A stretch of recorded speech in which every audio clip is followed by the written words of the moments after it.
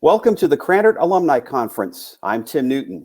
This is the first session in the Supply Chain and Operations track sponsored by the Global Supply Chain Management Initiative and the Dauch Center for the Management of Manufacturing Enterprises. This session is titled The Supply Chain Impact of the Growth in Electric Vehicle and Wind Turbine Demand. Our presenter will speak for a little more than half an hour, and then we'll take questions from our audience. You can simply type your questions in the box on the right lower part of your screen at any time during the presentation. We'll get to as many questions as we can during our time allotment.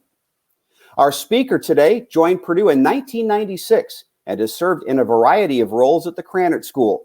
He's currently the department head of the Management Department, director of the Global Supply Chain Management Initiative and the Dauch Center for the Management of Manufacturing Enterprises, and he's also the senior associate dean of the Krannert School.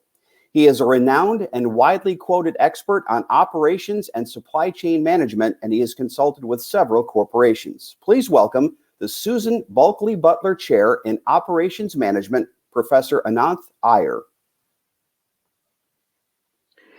Thank you, Tim. It's a wonderful opportunity to present to our alumni.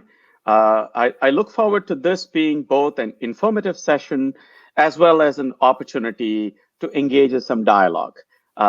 It's unfortunate that it's virtual, but I think we will make the most of it, and I hope this provides us an interesting opportunity to share some ideas.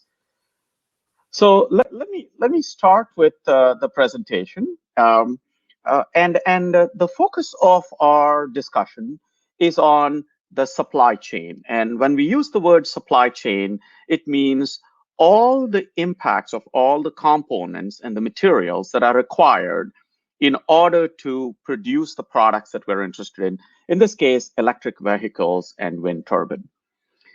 Now, why we focused on these two things? Clearly, a lot of you have heard about new electric vehicles being introduced.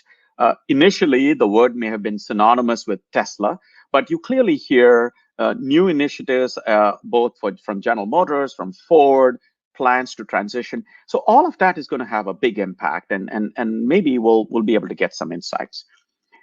The same is true with energy generation. Any of you who've driven down I-65, you notice that if you look on either side of the interstate, you'll see large numbers of wind turbines, which are having an impact on energy generation. So let's start with these ideas.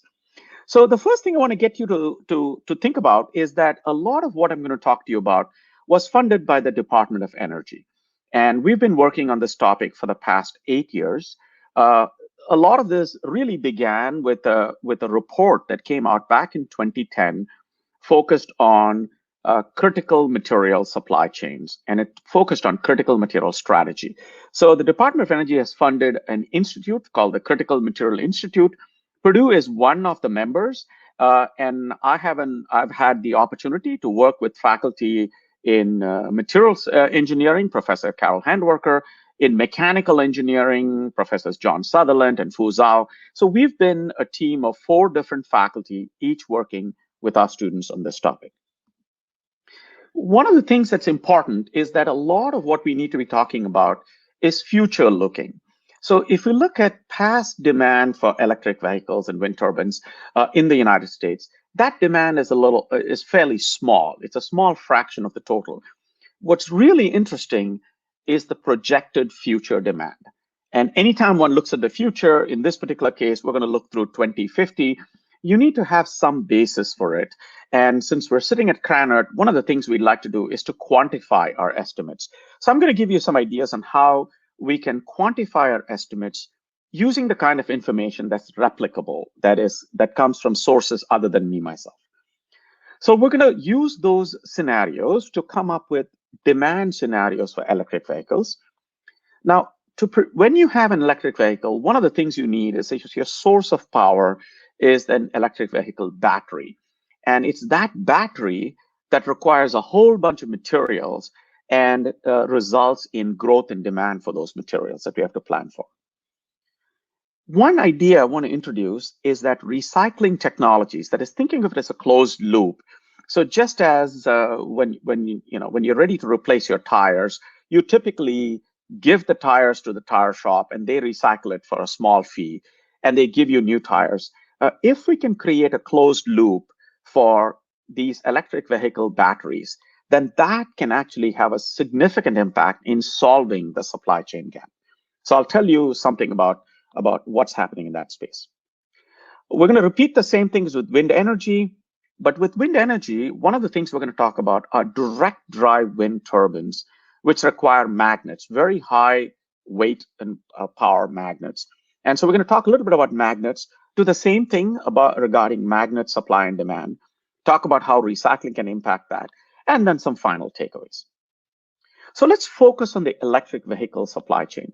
So when you think electric vehicle, many of you may already have been used to seeing Priuses on the screen, on the street, and those were hybrid electric vehicles. And the hybrid electric vehicle really operated for a fraction of the time on a battery and the remaining time on the internal combustion engine. The products we're going to talk about are BEVs, or battery electric vehicles, and those electric vehicles are fully powered by the battery. They do not use any gasoline.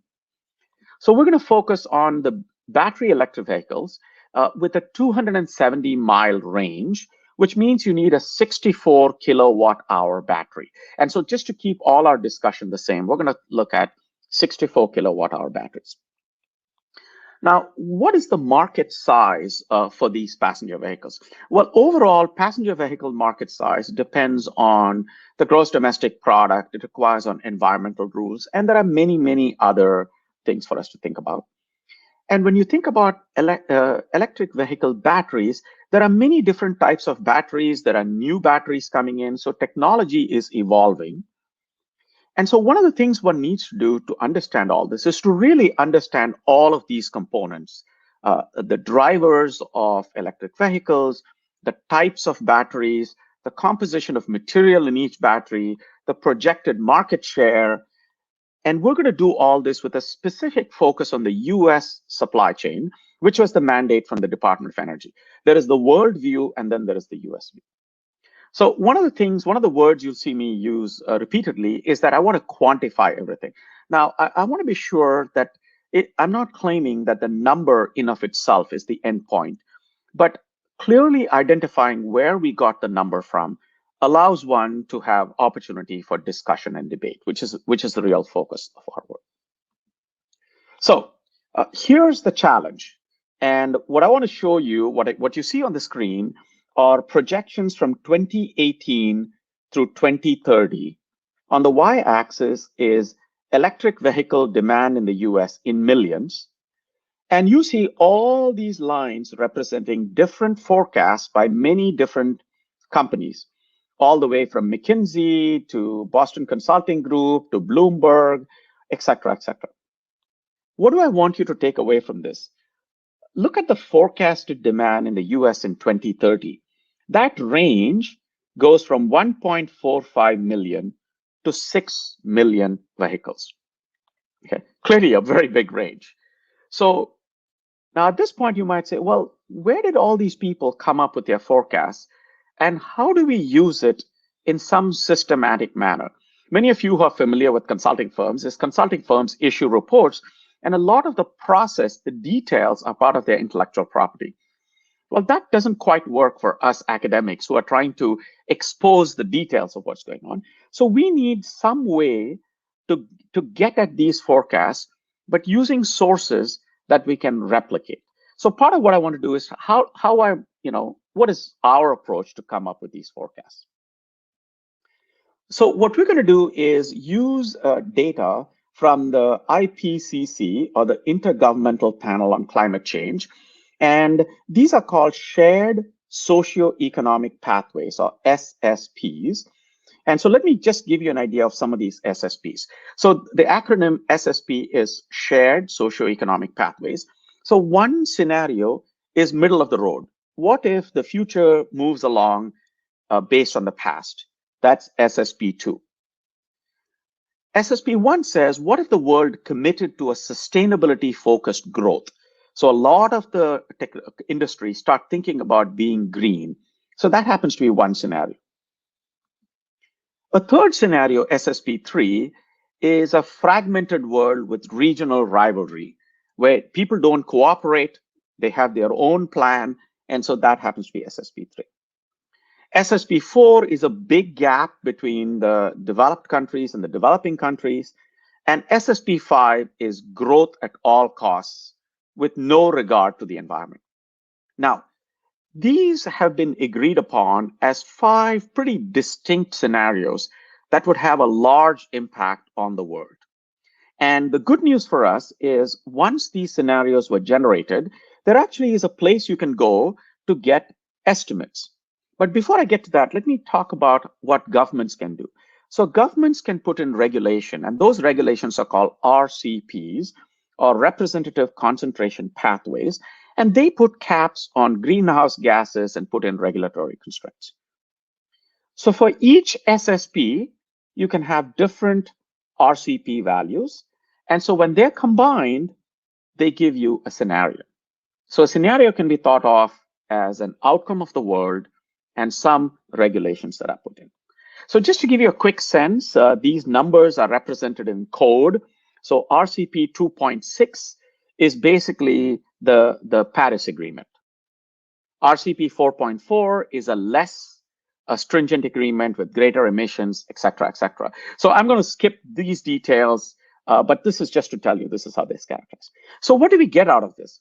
The first is, without any regulation, each of these scenarios result in different levels of this representative concentration pathway. Remember, I told you 2.6 was the Paris Agreement. So SSP1, which is the sustainability view, gets you to 5.5. You still have a ways to go. Whereas SSP5, which is really growth at all costs, is an 8.5 level. That's a huge amount of emissions. Now, one of the things worth thinking about is, why does that matter? And I want to just quickly show you this picture in the bottom left. This is global gross domestic product. And just so that you can read off the values, I'll just tell you what these values are. So notice that SSP5, which is growth at all costs, if you look at the value in 2050, SSP5 is a world whose gross domestic product is $360 trillion. SSP2, which is current, is $229 trillion. SSP1, which is a focus on sustainability, is $284 trillion, global GDP. So what is the takeaway here? The scenario that the world chooses matters, and it matters pretty significantly if you're looking at growth at all costs versus the current direction of the world. Now, what does growth at all costs also include? Growth at all costs also include a large investment in human capital, but growth at all costs ignores the environmental effect. Okay, so this is just a little detail. Now, all data, by the way, are available, replicable. Any of you interested, just click on this link, and you can just create a free account and start playing around with the impact industry by industry. Now, one thing you can think about is, well, what is the link to electric vehicles? It actually turns out that when regulations get passed, which put a more stringent commitment, or 2.6 is an example, then the fraction of the cars that have to become electric vehicles to comply increases. And it increases in an interesting manner. We have a little fitted regression that tells you this effect. So now I'm going to show you a very busy slide with lots of numbers, something that nobody should do, but I'm going to do it anyway. This is just to give you all the details in one place. We'll look at little pieces of this. So in order to come up with an estimate of electric vehicle demand, it requires us to carefully go through the particular scenario, the particular regulation, the regulation impacting the fraction of electric vehicles, and working it down to US GDP as a fraction of world GDP. All of that results in the following. So notice I started off showing you many different forecasts. It actually turns out that 2 forecasts, SSP5 baseline, SSP5 2.6, span everybody's forecasts.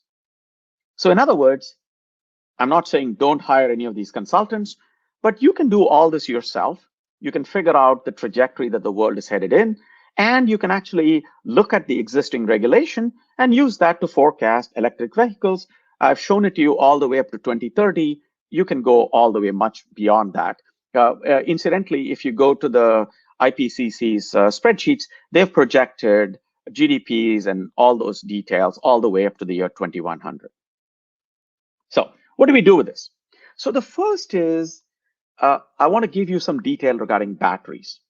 So batteries have a code. So I'm looking at a 64 kilowatt hour battery. And on the top, you have each column is a different battery configuration, a different type of battery. Very often, if you're reading the New York Times or the Wall Street Journal, you see an announcement saying company A is going to use an LFP battery, company B is going to use an NMC battery, et cetera, et cetera. So what does that mean? On the left, you have the oldest generation of battery here, NMC 111, and that gives you the amount of manganese, lithium, nickel, and cobalt. I'm currently talking about the cathode. Every battery has a cathode and an anode.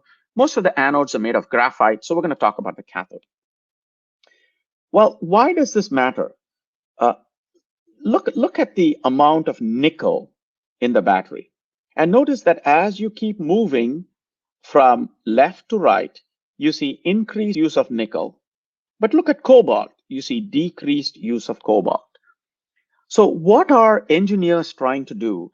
Engineers are trying to manufacture batteries using different combinations of material based on worries about shortages. Okay, so that's the first thing, just take away to think about.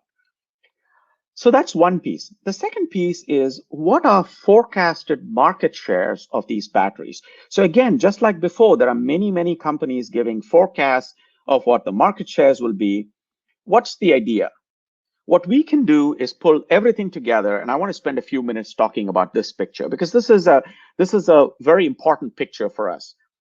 This picture has these bars represent demand. So each of these bars represent demand. And so this is baseline demand in kilotons. And what it tells you is that the baseline demand for SSP2 is a lot greater than the baseline demand for SSP5. What does that mean? Remember, I told you SSP2 is the current world as it is. SSP5 is growth at all costs. So what happens? Growth at all costs doesn't focus much on electric vehicles, so you don't see as much demand. The problem is these lines focus on supply. So anytime these lines are below the bars, there's a supply shortfall. And what happens when there's a supply shortfall? If you remember your economics, then basically this says that we're going to have a lot of price pressure, or we'll not see the future we'd like to see. So just a few quick comments. These are all the specific values. And it basically says that without recycling, if you look at demand for cobalt is not being met. And we're going to potentially have some issues. Now, what if we did recycling? Notice that with recycling, we change the trajectory. And we change the trajectories. Notice that this is the new supply. And with recycling, we can actually cover a lot of the demand. Now, how is this recycling going to happen? This recycling is going to happen just as I mentioned at the start. People will surrender their batteries. Maybe the battery life is 10 years. In 10 years, your old batteries come out. Remember that the old batteries were the old generation of battery. They actually had more useful material. So one old battery can be used to produce many more new batteries. So if we have a robust recycling system with 100% recycling, notice that problem is solved. We can solve this problem. Now, I want to do the same thing without recycling, but with a regulatory constraint of 2.6. I just want to show you one feature. Notice what happens with the regulatory constraint of 2.6. Notice the demand for SSP5 is a lot greater than the demand for SSP2. Why is that? Remember, I told you that the gross domestic product with a SSP5 is about 360 trillion for the world, compared to the number for SSP2, which is the order of like 230 trillion. That higher GDP combined with a push to have a greater fraction of electric vehicles means if it's growth at all costs, along with an environmental constraint, it doesn't really impact GDP much, but it does impact the mix at the industry level. Again, very large shortfall, but again, there is hope. What happens with recycling is that a lot of the shortfall is more or less covered. We still have a small gap here, and then this gets covered. So I showed you the examples for cobalt. We've done this for material by material. We've looked at it for cobalt, for nickel, for manganese, and for lithium. And in each one of them, there's a slightly different story. So what is the Department of Energy doing? The Department of Energy has funded research, and we're working with the researchers at Oak Ridge National Labs, Idaho National Labs, Ames Lab, etc. These researchers come up with recycling technologies. What our team is doing is working with them to take into account all of the operational costs to build plants to actually implement this recycling technology. And part of what we're doing is taking into account forecasted prices so that we can do an economic analysis for them. So these are examples of pricing, etc. So what's a quick summary? The quick summary is there's a projected electric vehicle battery material shortfall. Battery compositions are changing. Prices of material projected to change, but recycling electric vehicle batteries is crucial. And technology to do that recycling, we need it now. And many of you, if you're looking at a lot of reports regarding new companies being formed, they're in this space. What I find particularly exciting is it's particularly useful if you have scalable recycling facilities, because one of the costs in actually accumulating batteries for recycling is that these batteries are extremely heavy. They could be of the order of 500 kilos. So actually transporting them is expensive. So if you have regional recycling facilities for electric vehicle batteries, that's the need of the moment. So I want to get you to think about the same thing now, but with the context of magnet demand. I'm going to go through it a little faster so I can spend a bit more at the end about the takeaway. The first is that we're focusing on direct drive wind energy. So what is direct drive wind energy? Direct drive turbines are things that electrical engineers would build, which basically means fewer moving parts, a very large magnet, and that's the process by which you're going to harness wind energy. The alternative to direct drive wind energy turbines are turbines that are using gearboxes. And so those are what mechanical engineers would build. These would be what electrical engineers build. Of course, we need both types to be involved in both of these designs. The benefit of direct drive wind energy turbines is that they require less maintenance in general, and they are particularly suited for offshore turbines. So if you're going to build offshore turbines out in the ocean where you can harness wind energy, direct drive is a key solution. Now, what's the problem? The problem is that these magnets require rare earth materials. And many of you may be hearing about rare earth material shortages, etc. And the kinds of materials here, so I had to remember my periodic table in order to start thinking about the material. The kinds of materials in these magnets are materials such as neodymium, dysprosium, etc. So many of you remember the periodic table. You had the periodic table and then what are called the lanthanide elements, which would be separated from the periodic table. So these are all materials from there. They have a very, very important role to play. And hopefully I'll sort of give you a little sense of how big an impact they would have. So the units of direct drive energy turbines that we need is a function of how much of the energy is going to be generated by wind, how much of that wind energy participation will come from direct drive turbines, and therefore what the demand for magnets will be. Now, in the magnet space, there are choices regarding technology. the current technology used for a lot of direct drive turbines are what are called neomagnets. Okay, so it has neodymium, dysprosium, and a whole bunch of other rare earth materials. So those are the magnets, but there's a lot of technology being developed for alternate magnets.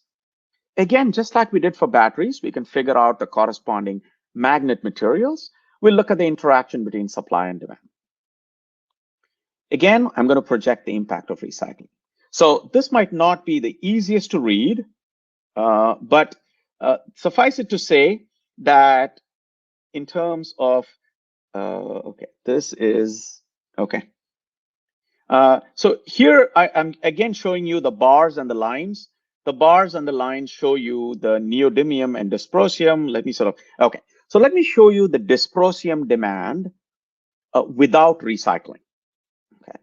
So here, all of these bars are back to the same choices with SSP2 and SSP5. Okay. So this bar, as an example, this gives you SSP2 demand, where my arrow is, if you use a high magnet content wind turbine. And this gives you a low magnet content turbine, and so on and so forth. The main thing for you to see, the takeaway here, the bars are bigger than the lines, which means demand is greater than supply. And the gap increases if you have a regulatory constraint that forces you to start thinking about the environment and implementing the Paris Agreement. If there's one thing that this has taught me is the Paris Agreement matters, and whether it's implemented or not matters based on industry. Key thing to note is dysprosium demand is far lower, supply is far lower than demand. So I want to show you the same thing with recycling. And what do you see with recycling? Notice that with recycling, a lot of the problem is solved. If you have a closed loop, then you've solved the problem for baseline. There still is a shortfall, but it's not as big as before. Now, what happens when there's a shortfall? There's a lot of little detail in this picture. When you have a shortfall, you can change the type of turbine you use so that you can get closer to fulfilling demand. So this gives you a sense, a general sense of what will happen with dysprosium. So recycling solves the supply problem for the baseline. Dysprosium can be used for meeting the demand for both EVs and wind turbines.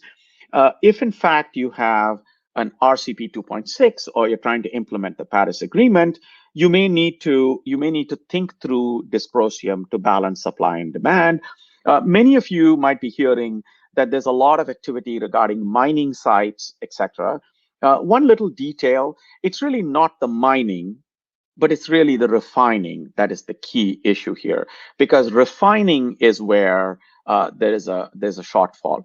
If you say, where is a lot of the refining taking place? If you roll back the clock 25 years ago, most of the refining was taking place in the United States. But as we got less and less interested in doing the refining because there were environmental consequences, most of that refining moved to China. So most of our supply on the refining side is coming from China.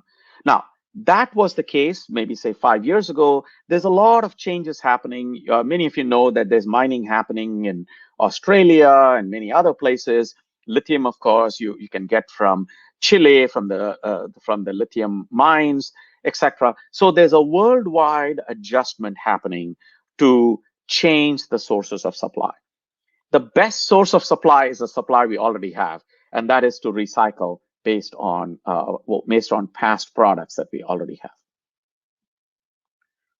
So there's another product that we can think about in addition to dysprosium. Dysprosium is listed as dy in the periodic table, and that is neodymium, Nd.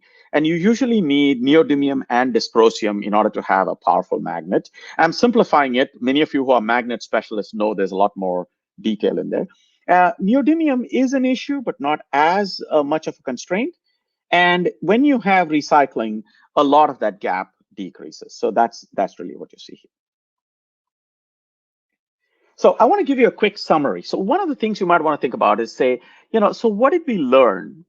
The one thing is what the future holds for us in terms of demand is a function of two key things.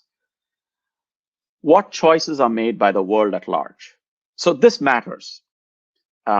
Is the world going to focus on sustainability? Is the world going to focus on growth? And this matters because there's a very large difference in terms of global GDP. Now, and I just want to basically say that we don't, it's not one of those things where you just occupy a corner and just decide where it is. I think there is room for discussion. Is there a solution where we get growth and we get sustainable outcomes?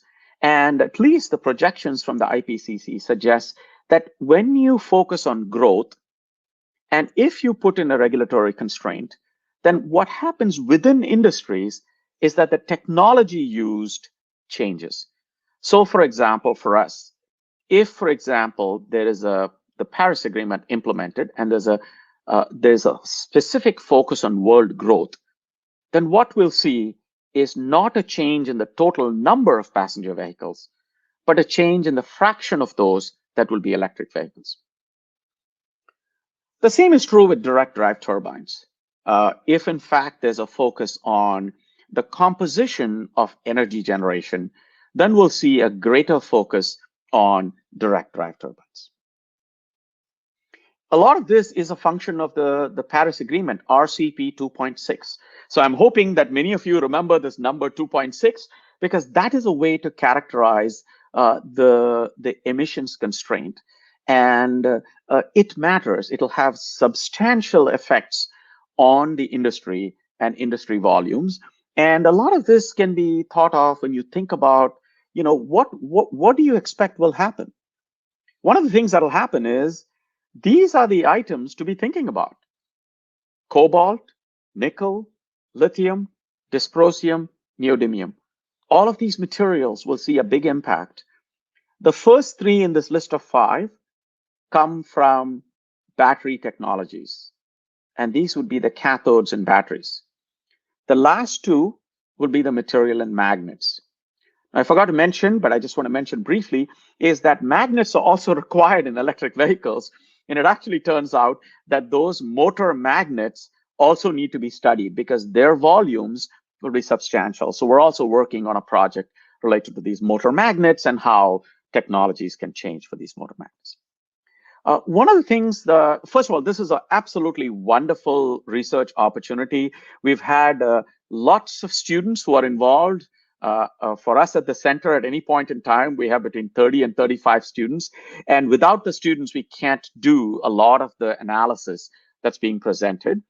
And one of the things that the students learn is how important these estimates are, how important it is to focus on the detail, and how important it is to sort of understand the technology expectations and what is required at the fundamental science level for a lot of this to improve.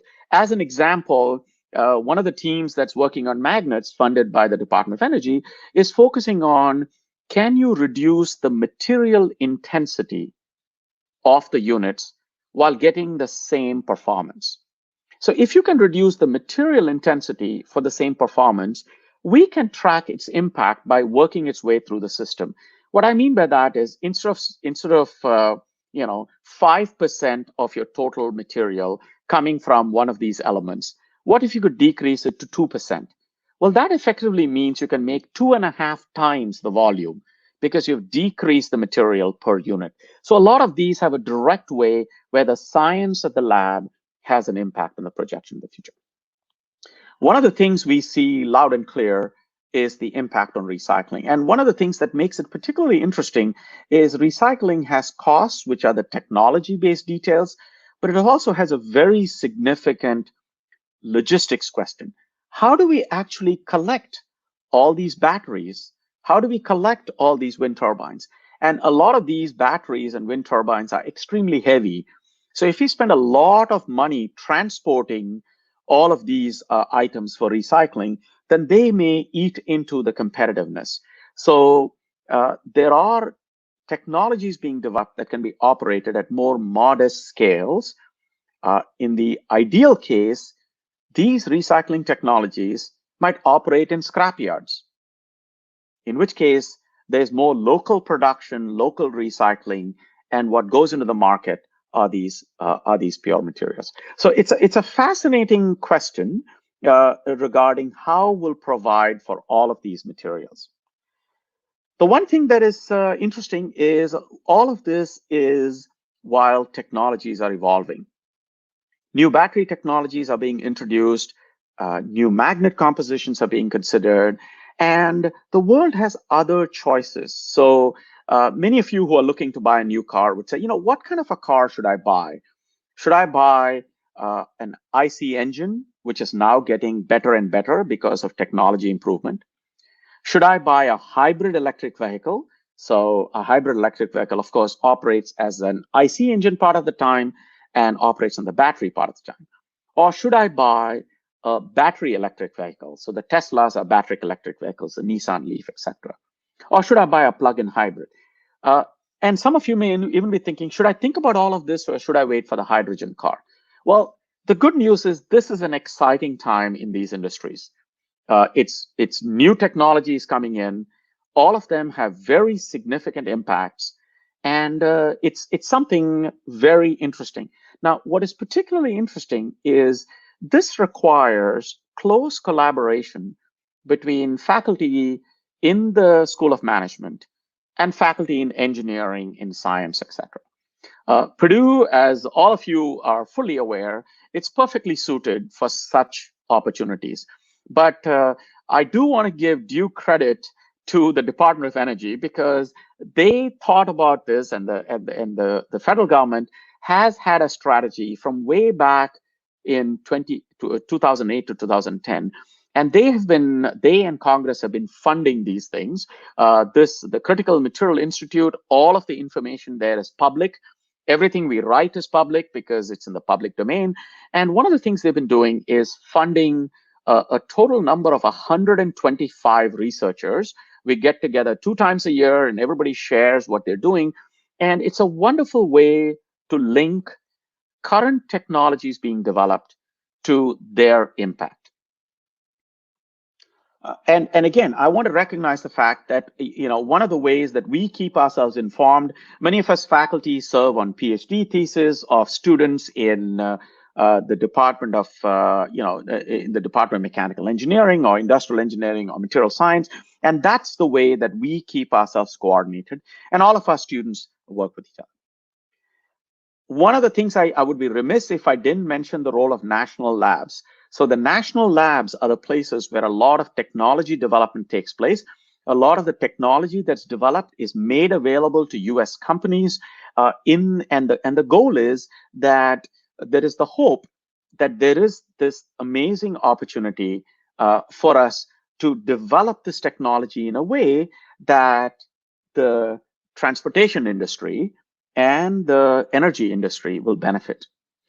Many of you will be noticing that there are statements being made by General Motors to be completely electric by 2035. Volkswagen, some of you who've been looking at Jaguar Land Rover said they would switch by 2025.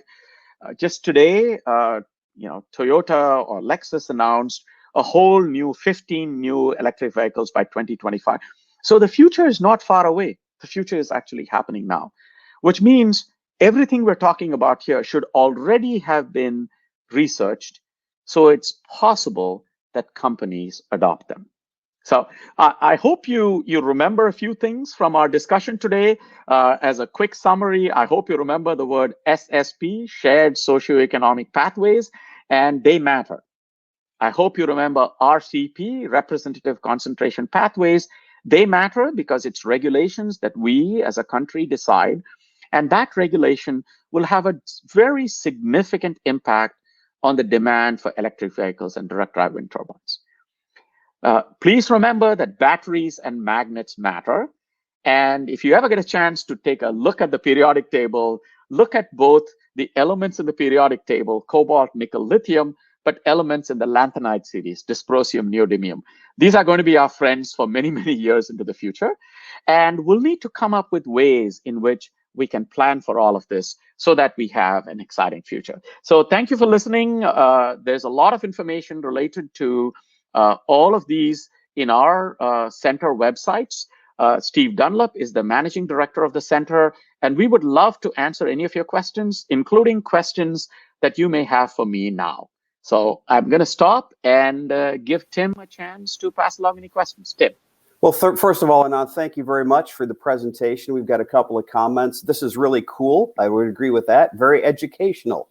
Thank you. I also would point out to people that as Dr. Iyer was talking about some of the elements that are needed, particularly for electric batteries, we have a very vested interest in the Krannert School because one of our alumni, Mr. Alan Kanoki, has basically donated his rights to a nickel mine in Canada that we believe is going to be worth, we hope, millions and millions of dollars as the demand for electric vehicles is growing. So we're hoping that goes well. Let me give a couple of quick questions. And one is that we've talked about this supply of materials that's needed, but what if we don't get enough supply of the materials that are needed for electric batteries and for magnets? How will that impact environmental goals? Yeah, so the first is first, let me give you some information. So I talked about a 64 kilowatt hour battery, and that's what you need for a battery electric vehicle.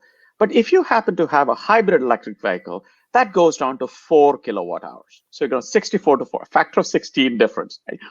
What does that mean? A greater fraction of the time you operate as your internal combustion engine. And what does that mean?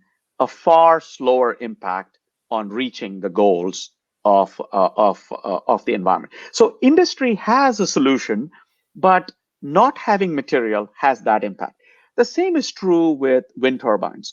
What if you don't have wind turbines? Well, we have other ways to generate. I mean, there's nuclear, there's coal, there's natural gas, and all of these things. So all that happens is it slows down the rate at which we get to where we want to be. Now, I do want to say that I do not want to dismiss the fact that all of this has an impact on the people who work in these industries. I don't want to sort of dismiss it that, you snap your fingers one day and you switch from working in one industry to the other industry. So one of the things that's also vital here is how quickly should we retrain people to not, imagine the cars being produced. Once the cars are produced, we then need to go repair them. So we also need to think about the repair shops.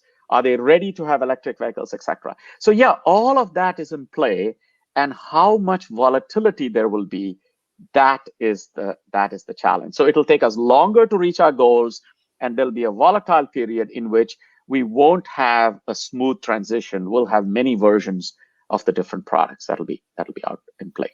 We got a comment from James McBryant, who is one of your former students, IMM experience, saying that you excel at making the complex understandable. So certainly he appreciates the input today. Thank you, Jim. Yes. Let me give you another question. Is there some waste or output that can be used from the process of electrical vehicles that would encourage or allow partnerships the same way that an input partnership with recycling helps on the input side? Absolutely. So for example, there are new technologies emerging that if you take emissions, there's a technology that's from emissions from coal-fired plants, in which you can find trace rare earth materials. So there are ways in which what is otherwise thought of as waste can be separated to get valuable inputs. Now, the challenge is this. So this is something that my colleagues in the science side have been looking at. It actually turns out that fertilizer plants generate a huge amount of waste, and that waste contains sufficient rare earths for us to satisfy our entire demand. The problem is when you isolate the rare earths, the remaining pile becomes more radioactive. And if there is one thing everybody runs away from is anything that happens to have. So the challenge is how to do all of this while not creating a pile that is in a worse situation. So these are fascinating options to consider. In fact, that is really what we should be looking at. So lots of opportunity. Ananth, what are we doing at the curricular level to help students prepare for the next generation in transportation and energy generation? So one of the things I mentioned is that a lot of what we do with the Department of Energy, we're encouraged to write it as papers, publish it, and make it available. And we're also encouraged, all of the work we did involved students. So the students get to be involved in projects and reports from an experiential perspective. The material that I presented here makes its way into the classroom, both because there are readily available papers, estimates available so that everybody can use, and we introduce them in our own classroom in teaching our elective classes. So a lot of this is a work in progress, but the benefit of the federal funding at what is called the early stage of research. This is very, very early stage research. I mean, in terms of technology readiness level, these are called TRL 1, 2, where you work with scientists. The good news with that is that it portends what's going to come. So it allows our students to be ready for such industries. Just to give you some examples, some of the students working on this, when they went for interviews and told the companies what they're working on, they said, well, that's what we're doing right now. So it really helps students with placement in interesting jobs. So all we need is wonderfully successful alumni. And the way that happens is experiential opportunities through projects, material presented in the classroom. And the third, which is always useful for us research faculty, is publications, because that's how we build a reputation, both for ourselves as well as the prestige for Purdue. You mentioned the collaboration during your presentation particularly between management and engineering, but talk a little bit more about the faculty collaboration that's gone on in these areas, particularly with energy and with transportation. So the driving force for these collaborations is actually to be successful in winning a grant. Okay, so the federal government sets some stage and says, well, this is the call for proposal. So many of us have actually worked together because success rate in grants is very small. It's under between 6 and 10%. So in order to win a grant, particularly a large one, you have to work together. So many of us, Professor Carol Handwerker in material science, John Sutherland, mechanical engineering, Fu Zhao, etc., we've been working together for 15 to 20 years because we have written and lost many proposals. But along the way, we learn how each of us can contribute our skills to train students and to be successful. So what has happened, just to give you a quick sense, we were all involved in what's called an Iyer, which is funding from the National Science Foundation. And this was on PhD students in sustainable electronics. So what is sustainable electronics? It requires you to think about the supply chain. It requires you to think about material science. And these were PhD students. So a couple of my PhD students were part of it. So for 5 years, we taught classes to the PhD students. In this particular case, we work together because many of the projects sometimes require questions whose answers only sit with our colleagues in material science. So there was an example of a researcher at Lawrence Livermore National Labs working on what I call exchange spring magnets. And these were the orientation of the nanomaterials to give some properties. Well, as a faculty member in management, I know nothing about nanomaterials, but I have a colleague who can explain it to me and within 10 minutes tell me exactly what I need to know and direct me. So that's the way we collaborate. So these collaborations are the result of trying to win grants to support students, trying to work together in PhD committees, and thereby creating content that's competitive. One of the new things that we're excited, we'll see how it works, is there was the 100-day presidential call for a study of supply chains in various areas. So one of the things we're collaborating, saying, what can we at Purdue do to play a role, and what can we suggest as ideas? And so, yeah, those are the ways that this comes about. So I think there's this entrepreneurial spirit, and the entrepreneurial spirit comes from finding interesting problems and being successful in attracting grants that we can work with students. Ananth, great information. Unfortunately, we're out of time. We thank you, and I will see you again here in a couple of days on the Alumni Conference. Thank you very much. Thank you, Tim. Thank you to everybody who attended. I look forward to more questions. You know where to find us, so please keep the questions coming. Thank you. All right. Our next session begins at 2 Eastern. It's called The Future of Work and Education, and it features Krannert Dean David Hummels and a panel of our student economic scholars. Don't forget to join us tonight at 7 o'clock Eastern for a behind-the-scenes look at the newly renovated Purdue Memorial Union and Union Club Hotel. We'll also have a mixology class to teach you how to make some great cocktails. We'll provide a short happy hour for you to connect with some of your classmates. If you haven't registered for that session, you still have time. Just click the Zoom link in your program agenda. So thank you again for attending, and that concludes this session.